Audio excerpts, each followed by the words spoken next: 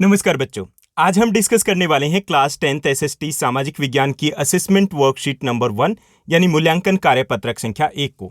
यह आपकी 23 जुलाई 2021 की वर्कशीट रहेगी। जैसे कि आप सभी को पता चल चुका होगा कि इस बार आपके ट्वाइस इन ए मंथ यानी महीने में 2 बार असेसमेंट होंगे, पहले वीक में, फर्स्ट वीक में और थर्ड यानी कि तीसरे वीक में। फर्स्ट वीक में जो आपका असेसमेंट होगा वो सब्जेक्टिव रहेगा, जिसमें short answer type questions, long answer type questions रहेंगे। जबकि जो थर्ड वीक में आपका असेसमेंट होगा उसमें एमसीक्यूज क्वेश्चंस रहेंगे।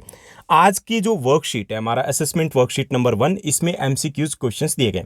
अब ये करनी कैसे है, आपको ये अलग एक सेपरेट नोटबुक लगा लीजिए, उसमें ये असेसमेंट करोगे, यानी कि किसी भी सब्जेक्ट के हो तो उसके लिए एक आपकी वो जो नोटबुक है वो इनफ रहेगी। ओके, और उनका एक रिकॉर्ड प्रॉपर वे से आपको मेंटेन रखना है, नीट एंड क्लीन करनी है, क्वेश्चंस लिखने, उनके आंसर्स आपको प्रॉपर्ली लिखने, और उसके बाद आपको उसी सेम डे को, जिस डे की आपकी वर्कशीट है, आपको ये पीडीएफ या फिर इमेज फॉर्मेट में, जैसा आपका टीचर बोलते हैं उसी फॉर्मेट में आपको अपने टीचर को सेंड करनी है। ओके, इसमें कहीं भी कुछ भी डिले नहीं करना है, आपको टाइमली इसको सबमिट करवाना है। इसके आपके मार्क्स इंटरनल असेसमेंट में ऐड होंगे, और हो सकता है कि अगर आपके एनुअल एग्जाम नहीं होते तो आपके एक्सटर्नल असेसमेंट में भी ऐड हो सकते हैं। ओके, तो चलिए देखते हैं इसके क्वेश्चंस आज की इस वर्कशीट में। वैसे तो आपके जितने भी ये वर्कशीट आएगी काफ़ी ईजी रहेगा। तो पहला जो क्वेश्चन दिया गया, निम्नलिखित में से कौन सा मूल्य भारतीय संविधान में वर्णित है। हमें बताना कि इनमें से कौन सा मूल्य है जिसकी बात हमारे कॉन्स्टिट्यूशन में, हमारे संविधान में की गई है। तो पहला दिया गया स्वतंत्रता की बात की गई है। दूसरा दिया गया समानता, ये भी हमारे संविधान में दिया गया है, हमारे पास स्वतंत्रता का अधिकार है, हमारे पास समानता का अधिकार दिया गया है। तीसरा बंधुता, आपसी भाईचारे की बात भी की गई है कि हम सभी मिलकर के भाईचारे के साथ यानी कि शांति के साथ रहेंगे। और चौथा दिए गए उपरोक्त सभी, तो हमारा आंसर रहेगा इसमें डी, उपरोक्त सभी। ओके, पहले का आंसर रहेगा हमारा डी, उपरोक्त सभी, यानी कि इन सभी मूल्यों की बात हमारे संविधान में की गई है। उसके बाद दूसरा जो प्रश्न दिया गया, दूसरा क्वेश्चन है, भारत का संविधान संविधान सभा के द्वारा कब अंगीकृत किया गया था। अंगीकृत मतलब स्वीकार कब किया गया था, और अंगीकृत कब होता है, जब वो बनकर तैयार हो जाता है। यानी हमारा संविधान कब बनकर तैयार हुआ था, और जिस दिन बनकर तैयार हुआ था उसे हम संविधान दिवस के नाम से मनाते हैं। ओके, तो यहां पे ऑप्शन दिए गए, पहला दिया गया 26 नवंबर 1949, दूसरा दिया गया 26 नवंबर 1948, तीसरा दिया गया 25 नवंबर 1948, और चौथा दिया गया 26 जनवरी 1950। तो इसमें हमारा करेक्ट आंसर रहेगा ए, 26 नवंबर 1949।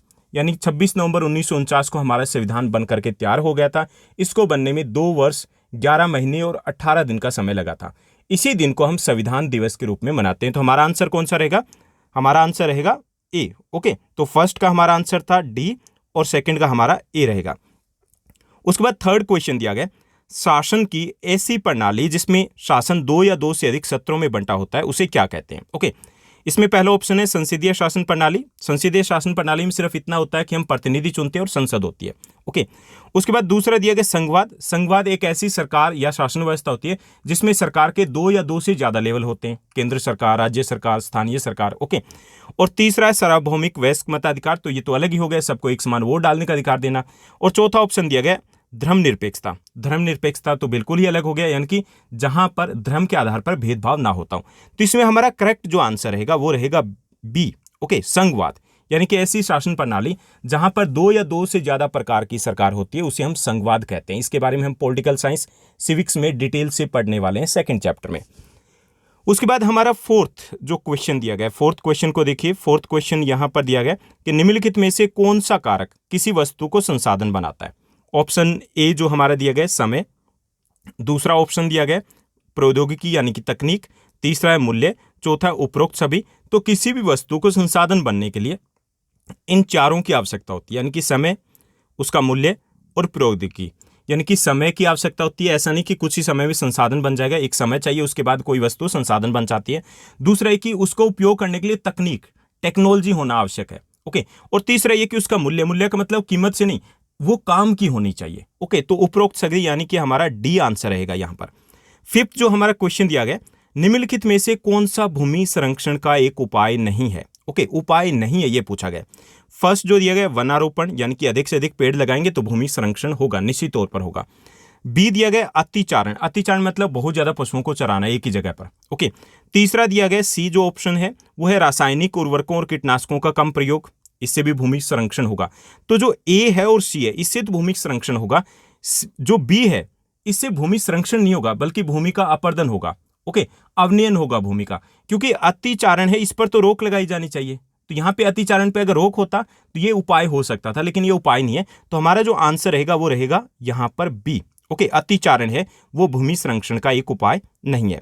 उसके बाद हम 6th जो क्वेश्चन देखते हैं। 6th जो हमारा क्वेश्चन दिया गया कि शासन की एक ऐसी प्रणाली जहां राज्य का अपना कोई धर्म नहीं होता, राज्य अपने नागरिकों में धर्म के आधार पर कोई भेदभाव नहीं करता, उसके सभी नागरिकों को किसी भी धर्म को मानने की आजादी होती है, तो उसे क्या कहते हैं? यानी कि जहां पर धर्म के आधार पर भेदभाव नहीं होता, राज्य का अपना कोई धर्म नहीं होता और धार्मिक आधार पर किसी भी प्रकार की कोई भी धर्म को माने या कोई भी धर्म को ना माने, सब प्रकार की स्वतंत्रता होती है, आजादी होती है, उसे क्या कहेंगे?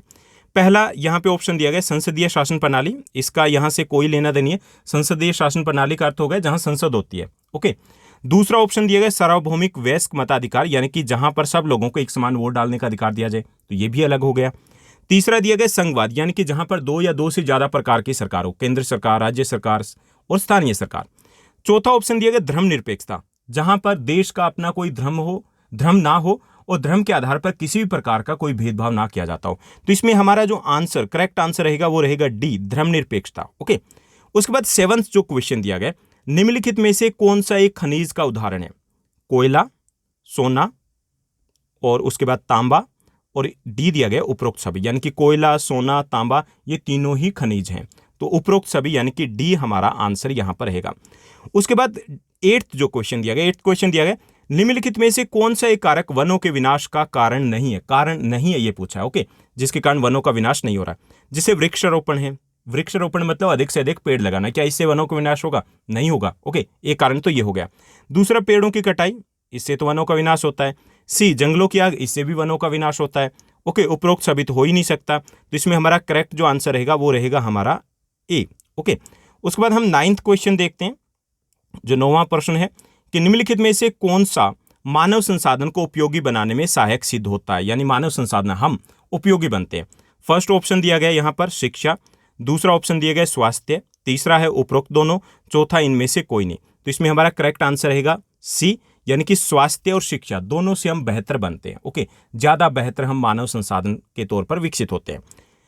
10th और लास्ट क्वेश्चन दिया गया है इस आपकी असेसमेंट वर्कशीट का, यह है प्रत्येक देश का संविधान अपने नागरिकों को सम्मान और गरिमामयी जीवन जीने के लिए कुछ अधिकार देता है। हर देश का संविधान है अपने नागरिकों को कुछ अधिकार देता है, जिन्हें कहते हैं, क्या कहते हैं ये बताना। उन्हें मौलिक अधिकार कहते हैं, उन्हें धर्मनिरपेक्षता कहते हैं, उन्हें मौलिक कर्तव्य कहते हैं, उन्हें सार्वभौमिक वयस्क मताधिकार कहते हैं। तो इसमें हमारा करेक्ट आंसर रहेगा ए, यानी उन्हें कहते हैं मौलिक अधिकार। ओके, तो ये थी आपकी assessment worksheet number 1। I hope आपको अच्छे समझ में भी आ गया होगा और आप अच्छे से अपनी तैयारी कर भी पाओगे।